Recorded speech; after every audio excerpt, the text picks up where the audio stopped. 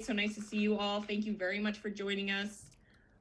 And we are just going live to YouTube. So good morning to everyone joining us live from YouTube as well.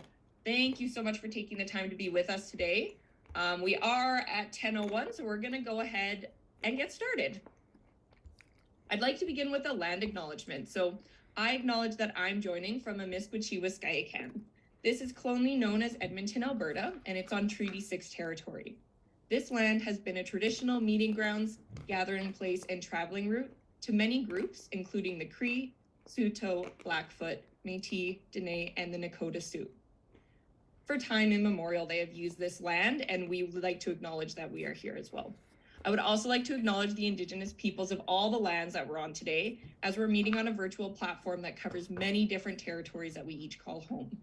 Now, the United Nations Sustainable Development Goals, which is the focus of today, they're a really helpful lens through which to practice reconciliation in your personal lives and to challenge yourselves to make a bigger impact in your community and around the world.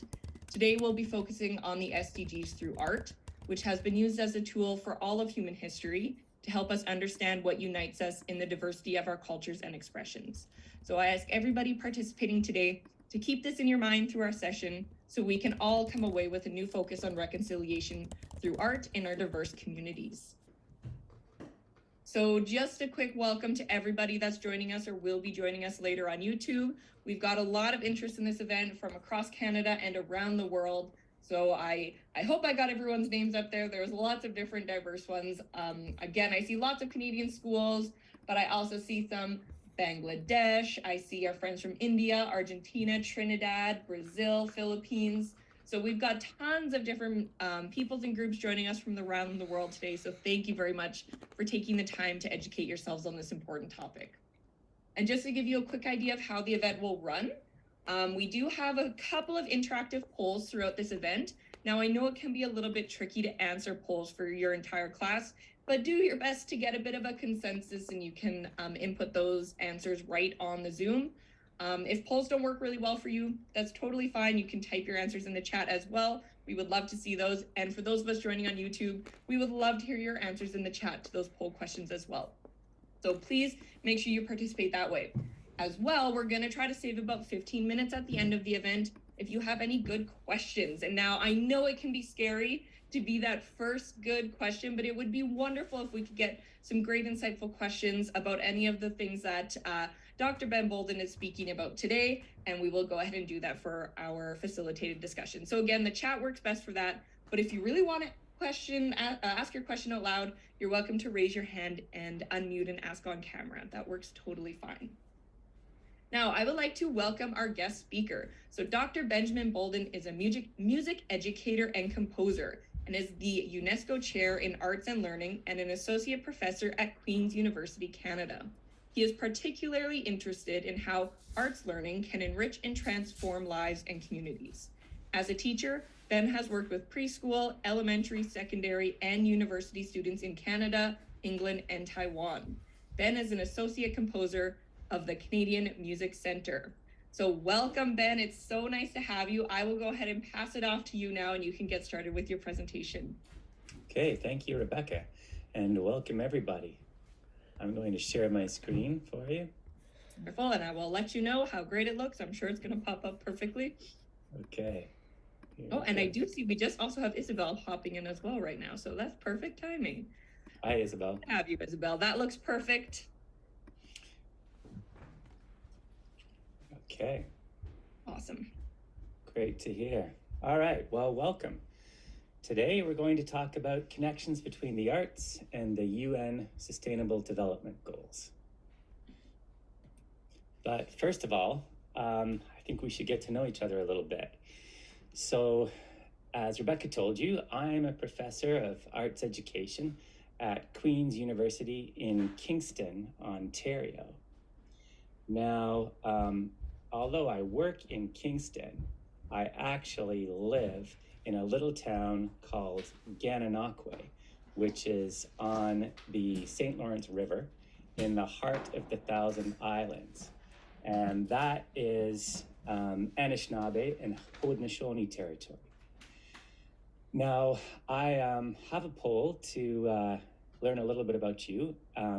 And what I'm going to ask you is where you are, number one, and second, how old you are. And it's only fair that I share too. So just to let you know, I'm 51 and I look forward to knowing more about you. So please go ahead and as well as you are able, let's have some responses in that poll, please. And I would like to say as well, Isabel, you're welcome to participate in the polls too. It would be great to have a bit of a mixture.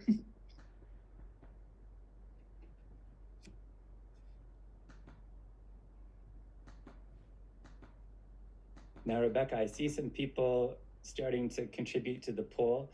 Are other people able to see the poll contributions now, or do we save that for a bit?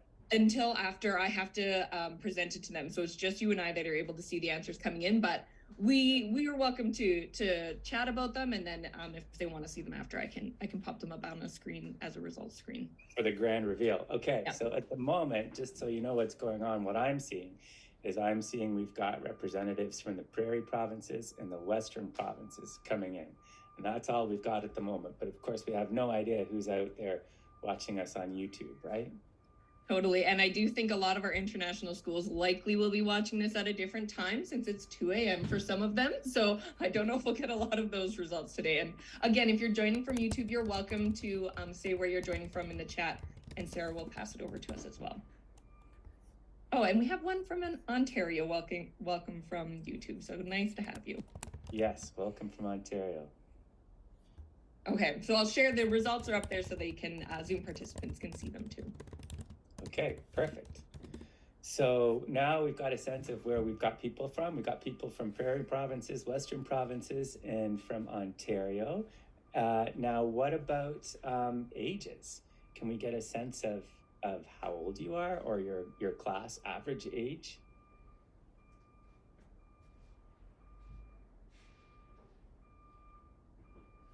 And it would be nice too if we could see our one participant on YouTube that's willing to share what their grade is, but it's looking like it's mostly I would guess grade 11 and 12 classes that are joining us today. Okay, yeah. We've got the top of the heap here, all the old people. It's good. That means our questions are going to be extra good this time. Yeah, that means I'm going to have to think hard, right? Yeah. Oh, and a grade 10 class online. Nice to have you guys. Thank you for joining us.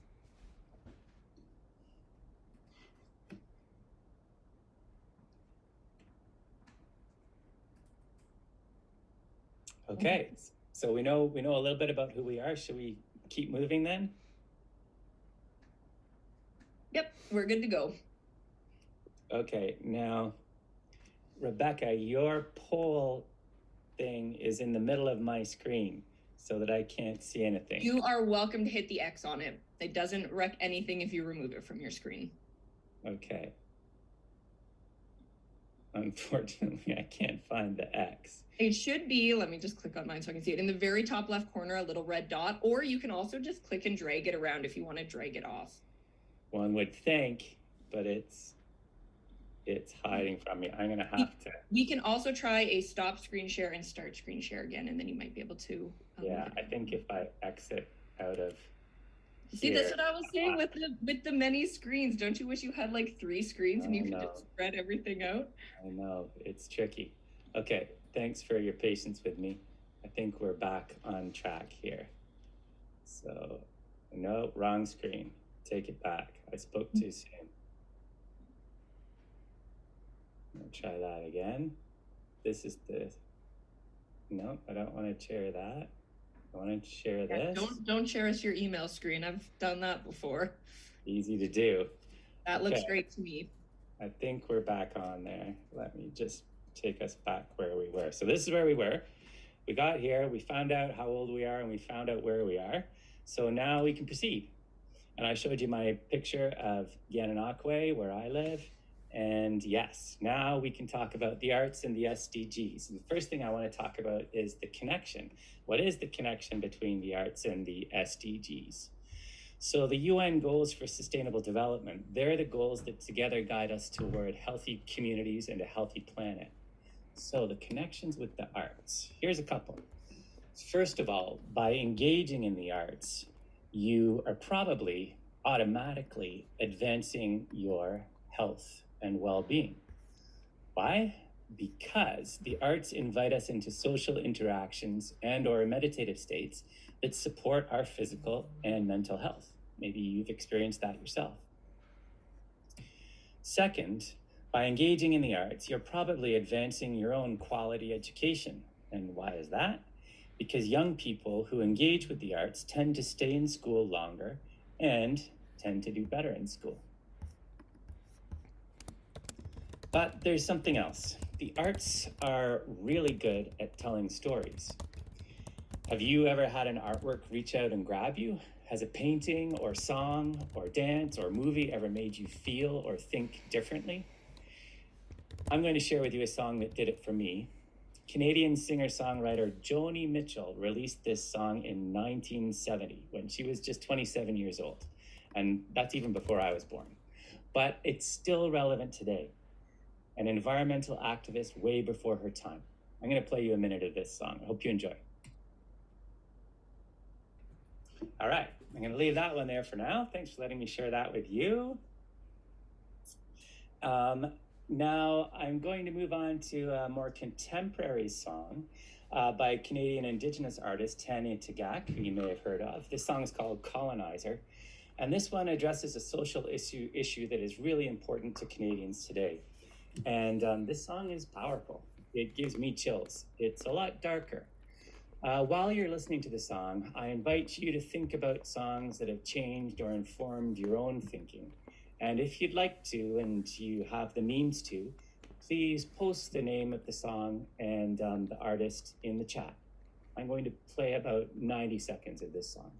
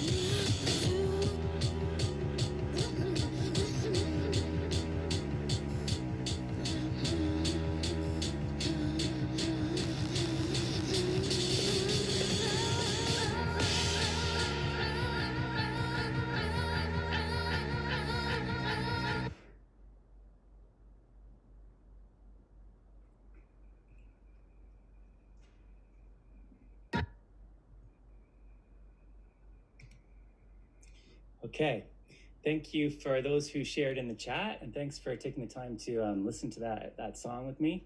So some things that I'm seeing in the chat now, I'm seeing This Is America by Childish Gambini, I'm seeing Anything Jay-Z, and I'm seeing Snotty Nose Rez Kids by Bougie Native.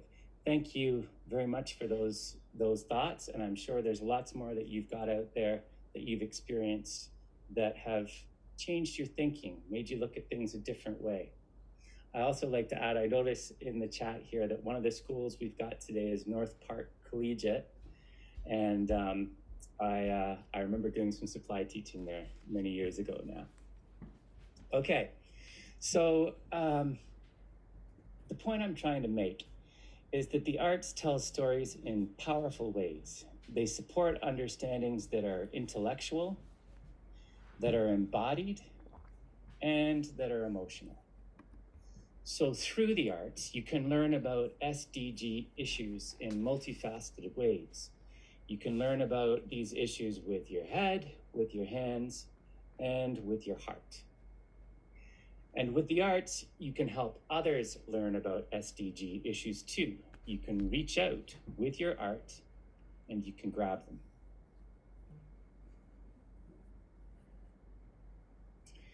So, time for some more polling here. What art form do you spend the most time with? Is it music, visual arts, photography, film, creative writing, something else? We've got a poll for you to fill out, and or if you don't see the art form that you're familiar with, please add something in the chat. Sorry, yeah, I was just gonna say too, I think I did make it possible for them to choose more than one. Okay, so if you're asking your students and you've got a few different ones, I think you have the option of choosing more than one to submit this one. I hope you did. There's no way for me to tell on my side, but I'm pretty sure I set it up that way.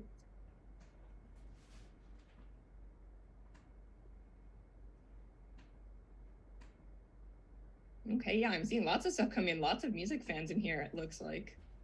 Yeah, we've got all of these now. We've got music, dance, drama, creative writing, and some other. So yeah, if any of the others are able to type something in the chat and tell us what kind of other things other art forms you're involved with, that'd be great. But I understand that not everybody has the capacity to type in the chat. And I do know, like, just for example, an event that we did with UNESCO last year, their artist was doing like textile work, so like weaving and embroidery and things like that. So that's another cool example. And I see painting and crocheting. Yeah.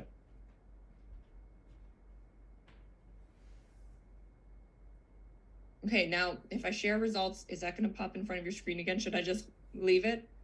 It's already popped in front of my screen. Okay. Yeah. Okay. So well, then I might as well share the results with the kids so they can see them as well.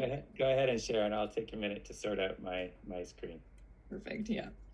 That's good. And I do see we have a few dancers. That's great. I know we have a couple schools that sometimes participate in our events that are dance schools. So I would think if they're not joining us on YouTube, they probably will be later. Super. And for a couple others, I see some good stuff in the chat too. Okay. Yes, thank you.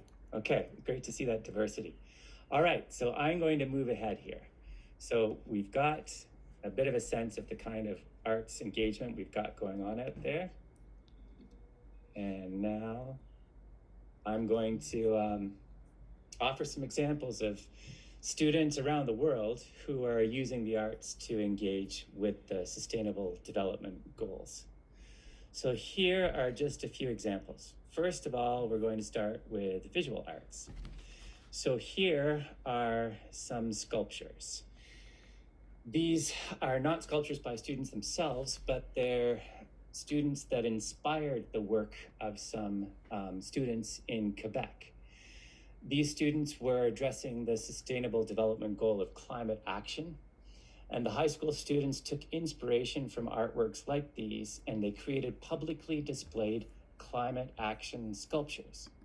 First, the students informed themselves about the various issues associated with the climate emergency, the sub-issues, if you were, things like extreme weather, air pollution, melting ice, forest fires, something that's all too familiar for our compatriots out in the West right now, in the prairies, forest fires, and so on. Next, each student chose an issue that was personally meaningful and created a sculpture to address it. Finally, the students identified a location to exhibit their work for maximum impact, taking into consideration the people most affected and those who were causing the problem. The students exercised the potential of art to leverage visual codes for communicating, for engaging, and for provoking action. Now I ask you to imagine a little bit, if you were engaged in something like this, what would your sculpture address? What would it look like? And where would you display it? Who would you want to see it?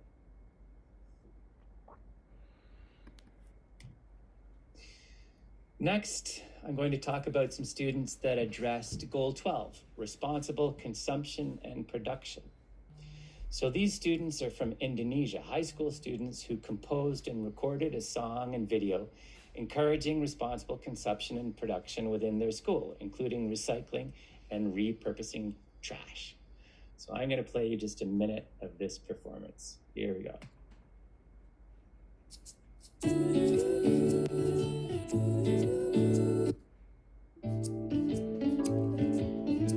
So many things that we can make from trash. If you're lucky, it will bring you awesome cash. Like a soda can turn into Wi-Fi extender. Empty plastic bottle can transform into some furniture. You know that bread tag can be used as cord labels. Toilet paper tube will help to organize your cables. Reduce, reuse, recycle is a way of life. That's how we'll bring this Mother Earth back to alive. But now it's been polluted. This place has been destructed. Can you hear us cry, shouting in despair? Skies are glooming day by day.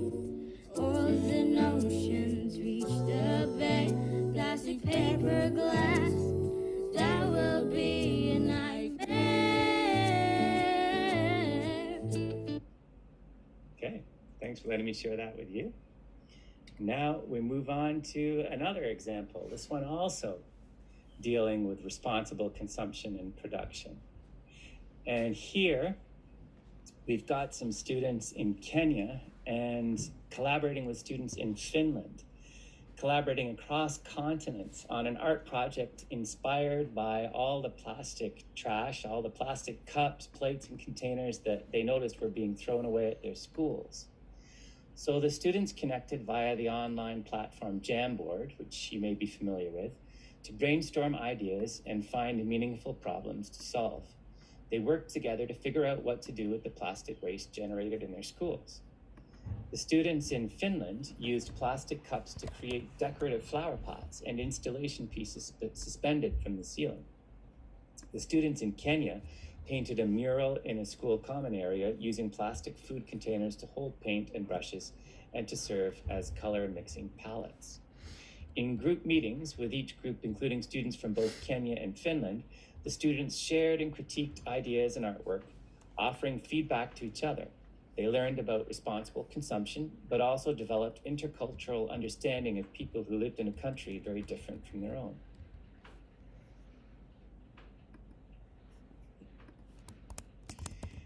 This is one of my favorites. This project addressed Goal 15, Life on Land, and a teacher at a school in Poland described an elaborate theater project to my research team. The sad and cheerful story of a certain dandelion featured a local plant species, a unique species of dandelion that was in danger of extinction.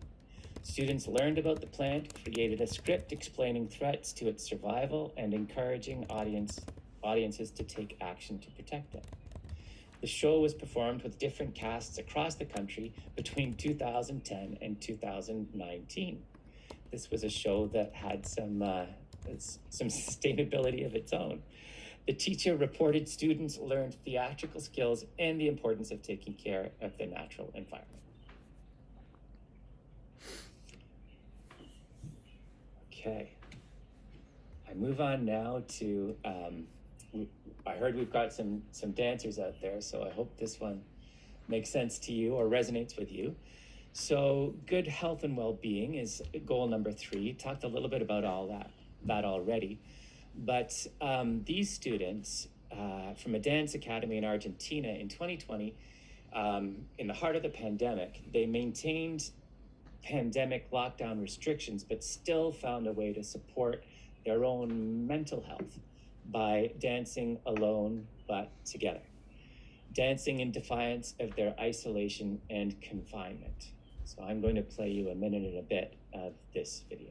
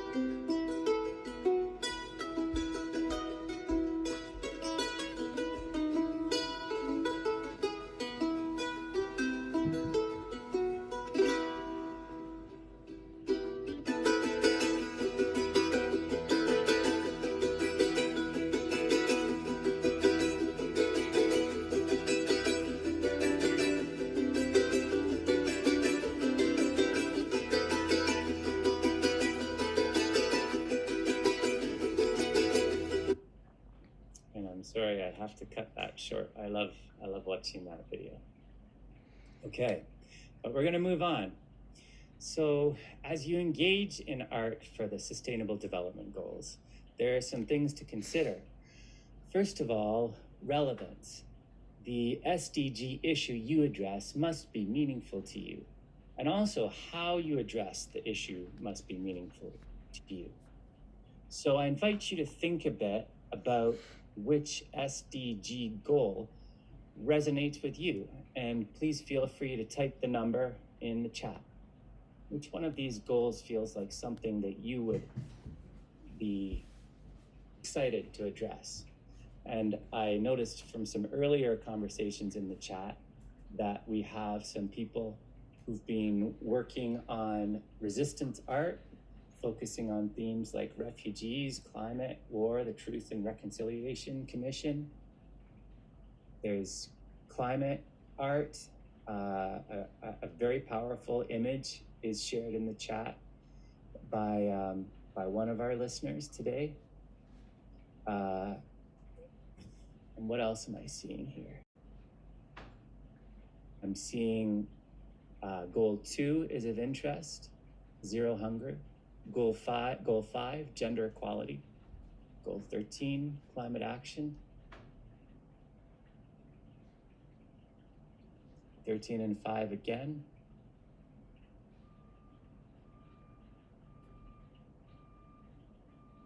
Thank you for thinking a little bit about these goals and which ones are really reaching out to you at this moment. I'll continue on here. Just leave the goals up there, but I'm going to move on and talk a little bit about actions. So once you've figured out what's relevant and meaningful to you, the next thing is to take action. So you take action by informing yourself about the SDG issue, by learning about the issue, and there's always sub-issues associated with the Sustainable Development Goal. And then by engaging in all the many arts actions that are involved in preparing works of art, from choosing material, to preparing material, to creating material, to rehearsing, to learning techniques, all the different little pieces, the little actions that are involved in producing a work of art. And then it's worth thinking about the context that you're working within, the environmental factors, and the teaching approaches. What do you have or need in your learning space to support your work? What materials, what resources do you need? And also, what do you need from your teachers? How can they support you in making this happen? How can they create the classroom environments, the classroom atmospheres that will make you feel like engaging in this work in a meaningful way? Finally, we've got the outcomes.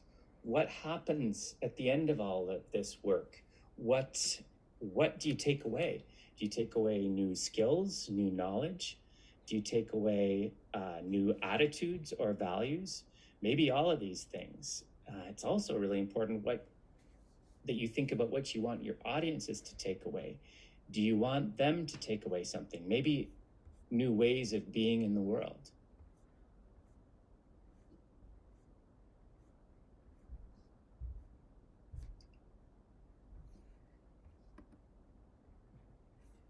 And that's it. That's all I have for you. I thank you for your time and for your interest, and I welcome your questions and your comments. Wonderful. Thank you so much. I mean, I know that I was not who this presentation was created for. And as an older, not teenage woman, I'm sure you're not the one who you're talking to, but I feel like I want to go out and make some sort of resistance art now based on it. So I'm sure students are feeling similarly. While we are brainstorming some questions for our speaker, I did have one example I wanted to chat about, because I did notice quite a few of the students participating said they were focusing on 13, so climate action, which we do have a lot of students who will be focusing on that, because we do have a lot of schools who participate in our Decarbonize program. But I did have this example. I was out on Earth Day this year, and a youth climate action group in Edmonton did this project where they took the temperatures, and you guys have maybe seen one like this as well, but they took the average temperature of every year for the past 50 years and they put it on a color gradient scale. So the coldest temperatures were dark blue and the hottest temperatures were dark red. And they made a stripe for every single year and then painted a mural on the side of one of the buildings in Edmonton, so you could see the transition from the colder average temperature to the hotter average temperature. And it's just like it's very beautiful, but it's also just like very impactful because, you know, data is how we know that these things are happening. So being able to share that in a beautiful way, I think was super powerful. So it's a very cool project. If anybody participating would be interested in doing something like that in your school or community, it's super easy to do. The data is very easy to get online. So that's just a cool example that I thought of and wanted to share. So we do have a couple questions in the chat already for you. The first one is, what is your role at UNESCO and how did you go from a sub to UNESCO? Yes, that's a very good question. Yeah, I like that question. Thanks, Isabel. So first of all, my role at UNESCO. So I am a UNESCO chair, which means that my institution, Queen's University, has supported me in applying to have a recognized status with UNESCO. And it's a program that's run by UNESCO to try and get universities associated with the work that is important to them. So I had somebody before me, a predecessor in this chair, who did that, who applied to UNESCO on behalf of Queen's to say, we really think arts and learning are important, and we like the way that UNESCO is talking about arts and learning, so we would like to build this association. So that's basic, and then I walked into that role when my predecessor retired. So that's basically how I've become associated with UNESCO. And how did I get there?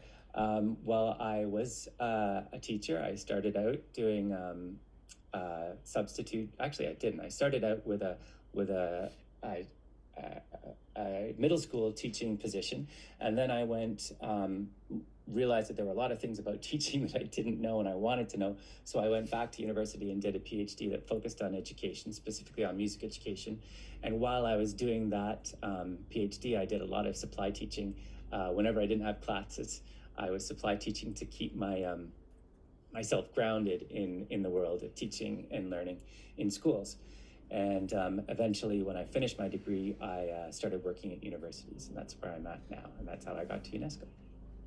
Awesome. Thank you very much. I do like what you're saying. I feel like I'm the same because I also used to be a teacher and have transitioned away from that, and just getting back into the classroom to do anything with the kids really does like change that perspective. You need to like remind yourself of what it's like to be on the ground every once in a while, I think. Also, I just love it. Seeing them just makes me so happy. Okay, our next question is, how can students best share their art these days? Social media, perhaps? What do you think? Yeah, another great question, because it's if the purpose of your art is to reach out and grab people, how can you best do that?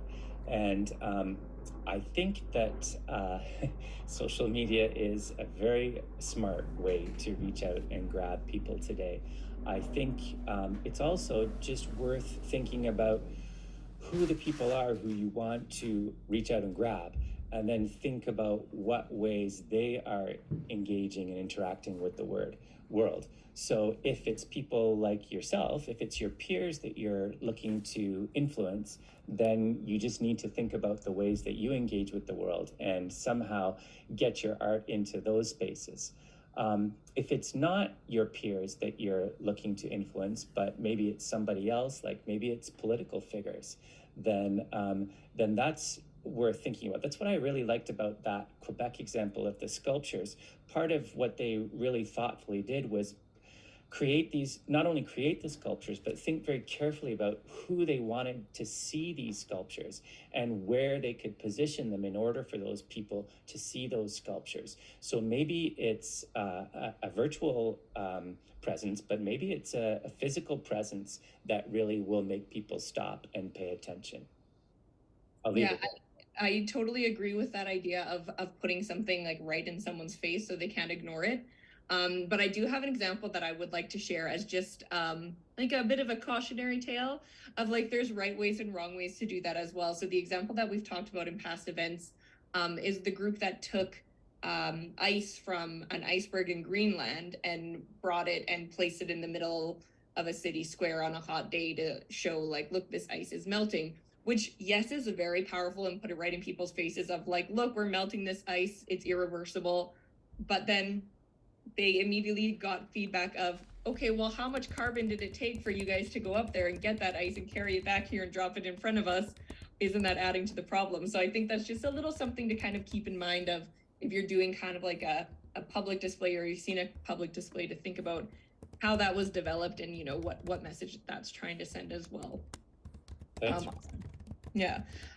So the next question is, what does transformative mean? So I know we're talking about transformative art for SDGs. What does that mean? Yeah, thanks a lot. That's a really important question. And I welcome the chance to dive in a little bit. So as I'm sure you know, transformative means change. But when we use that word in an education context, and people are using that word a lot in education contexts these days, what kind of change are we really talking about? And it's such a good idea to question what I mean by it or what we mean, because the honest truth is different people mean different things. So I'm going to talk a little bit about what I understand UNESCO to mean about with that word transformation, because they're talking a lot about transformational education lately. And my understanding is that what they're really getting at is they're getting at the idea that education ideally will be so profoundly impactful for people that it will actually change the way that they think about issues, and that it will also change the way that they act in relation to issues. So that's, in its simplest sense, that's how I understand the word transformative in this context. So education can do those things. It can change the way people think and act. And of course, art can also do that, as I was trying to demonstrate today with all the different examples that I've shared and that you have shared too, that art has that power to transform people's thinking, and even beyond their thinking, it does have the power to transform their actions. Thanks again for that great question. Yeah, go ahead, Isabel. I was just gonna add, because I work with Ben. I just, as a side note, I'm at the Canadian Commission for UNESCO and coordinate our UNESCO Schools Network. And yeah, Ben was just saying it's true. Like UNESCO is using this term transformative a lot, and they're just starting to define it. But for me, it goes back to really how UNESCO schools work, right? So when there was 4 pillars of learning that a lot of the schools use. So it's like learning to be, learning to do, learning to know, and learning, what is it? learning to be, learning to live together, learning to do, and learning to learn. So if you think about how you're learning in the classroom, we want to also encourage you to take action, right, on the Sustainable Development Goals. We want you to be self-reflective about who you are, your identity, what space you take in our community. We also want you to know, to learn to live together. So that's a big value of UNESCO, which was created to promote peace, which we know is not happening on a global scale right now, and even sometimes in our community. So we really think that starts at a local scale. So it's really inspiring to see art and all those examples of art, which is an expression, to try to create change in our society. So hopefully I didn't confuse you more, but I just wanted to add that. Well, I think that's, yeah, awesome addition, totally. And I was hoping that you would hop in because I knew you would have like a little bit of extra valuable info on the UNESCO side. So thank you for sharing. Okay, we have a couple more questions here. This next one is asking about fair use in sampling. What are your thoughts on that? Yeah, do you have any thoughts about fair use in sampling other people's art to challenge the mainstream? A very intriguing question. I don't know a lot about fair use, in that I don't know details of fair use. I believe very strongly in the principle of fair use, that is, in the principle of not using other people's art without their permission. But then I like the further extension of that question into sampling, because this is where it starts to get a little less clear, right? Like, to what extent are you, I guess, appropriating someone's art versus honoring their art by amplifying it in another, in your own work, for example. And the honest truth is that I don't think there is, I know there's not a clear distinction between one or the other.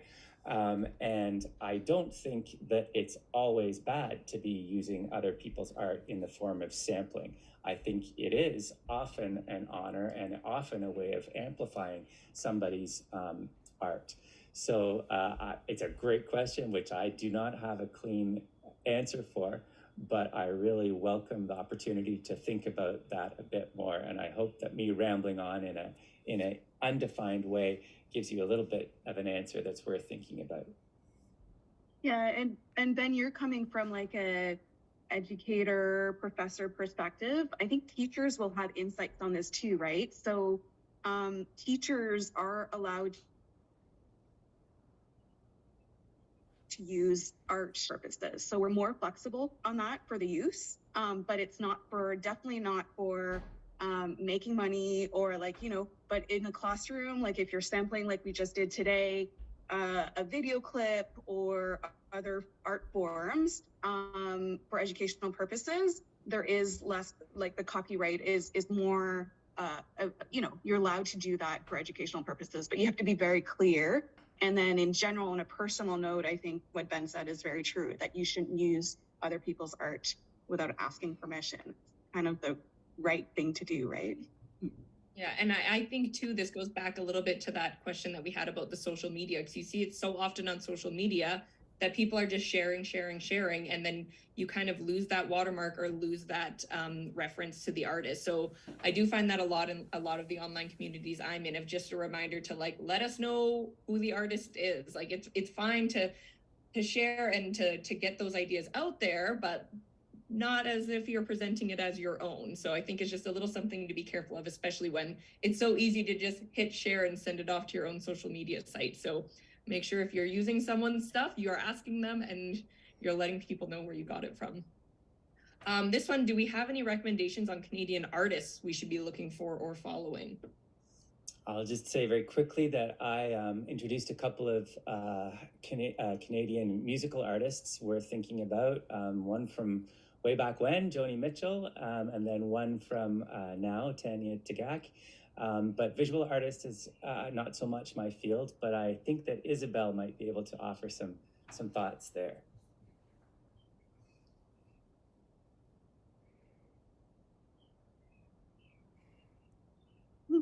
Well, I actually work at the Canada Council for the Arts, so we are surrounded by amazing, beautiful art.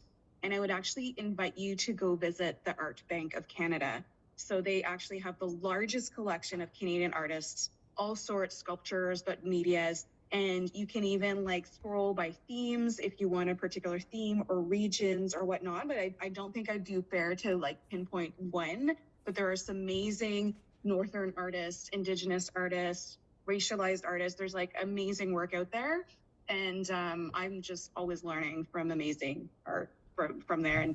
And for those, I mean, I don't know if they do this for schools, but basically what the Art Bank does is you rent the art. So you can basically borrow it, so you don't own it, and then you put it in your space. So I have no idea. I haven't asked them if a school has ever done that. I think there's a small fee, obviously, maybe attached to it. But anyways, and also, obviously, you're all doing amazing art, so you might not need that. But for professional settings, that's done commonly where they rent the art from the Art Bank. So it's a very cool program. Very cool. Okay, we are almost out of time. We only have 2 minutes left, but there's one more great question in here from Susan Hall. Do you suggest time for dialogue as part of the learning process? So hearing different points of view through art sharing and critique. Thank you, Susan Hall, and I think I recognize your name. Thank you for that super question. I'll step back a little bit, if I may, to just point out that the value in engaging in art when thinking about the SDGs, or indeed any social issue, isn't only in creating activist art. It's not only about influencing people with your art. It's also about developing your own understandings through the work, through the artwork.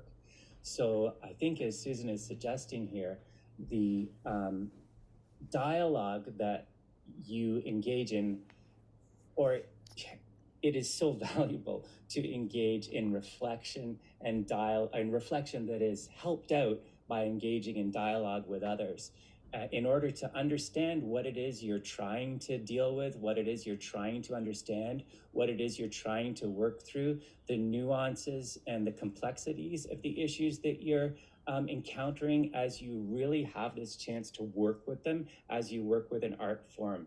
That's, I think, one of the most exciting things about engaging with the arts and the SDGs is not necessarily changing people's minds with your art, but maybe just getting a better sense of your own mind and your own place in the world through engaging with art, through making art. I think, to be honest, that's even more powerful and more valuable. Yeah, even the couple difficult questions that we've pondered over today, I think have kind of grown our understanding of how we can use art. So I totally agree with that. Okay, we do have one last one. I know I said that was the last one, but we'll do one more. We might go a couple minutes over. Do you think it's still possible to do art as a job? Is this a possible career for any of the students watching today? I absolutely think it's possible to do art as a job. I think there are so many professions that require art making, art doing, and art thinking. It's, I think the idea of being an artist who is in their studio painting all day, that's still possible, but there's just so many other different ways to use art to earn money, to have a career. Absolutely, art making and doing in all the art forms can be a way to support your livelihood. Yeah, and I'll just say, I know I have a friend who is a full-time artist, and we will sometimes go to modern art galleries and things like that. And every time I get there, I think, or I say like, oh, I could do that. And she goes, well, yeah, but the difference is you didn't. This person didn't do it. So that's the thing. It's you know, if you're passionate about something, you feel strongly about an SDG, and you love an art form, you just do it. There is a space for your art somewhere. So I would just like to second that, because there's like every kind of art you could ever imagine out there. So totally. And one last, I do like to give our speakers one last chance. One last takeaway that you would like the students to have before I do my wrap up.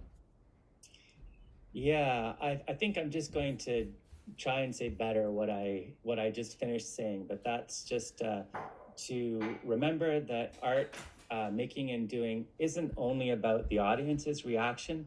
It's also about what the artist learns and experiences through engaging in the art. And it might be a lot more important what you experience as you make the art.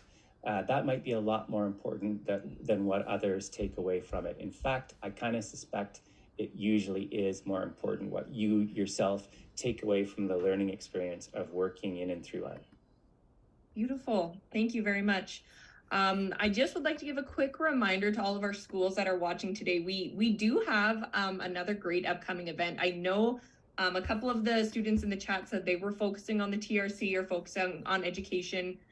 This is a great event coming up at the end of the week. It's a very full week for us here at CGE. So if you haven't registered already, we have 3 amazing senators coming to sit down for an hour and a half and talk to our students about some of the issues that we are still facing in our reconciliation process with our Truth and Reconciliation. So that's a great event that you all are welcome to attend. You just have to scan my QR code or visit our website. Very easy to sign up. So I did want to give that quick reminder.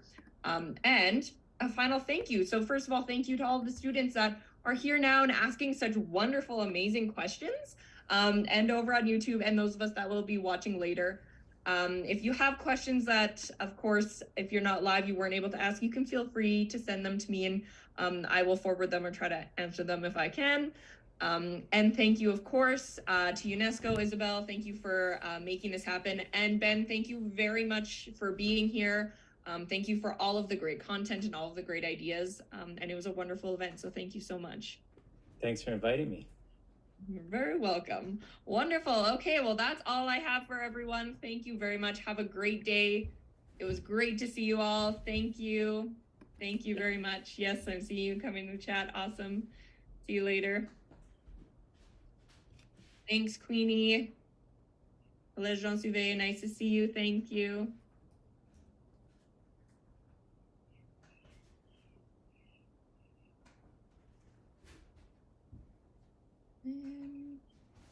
Oh, we still got a couple. Waiting to log off. Awesome. Okay, I think that's all of them. Awesome. Thank you so much. That went so well. Thanks for all your support. It felt very smooth. No worries. Yeah, it was awesome. So I was just chatting with Isabel in the chat. I will, well, I have a meeting that I have to hop onto in 6 minutes, but when that's done, I will get a little email together with a YouTube link to share it with you all. So you're welcome to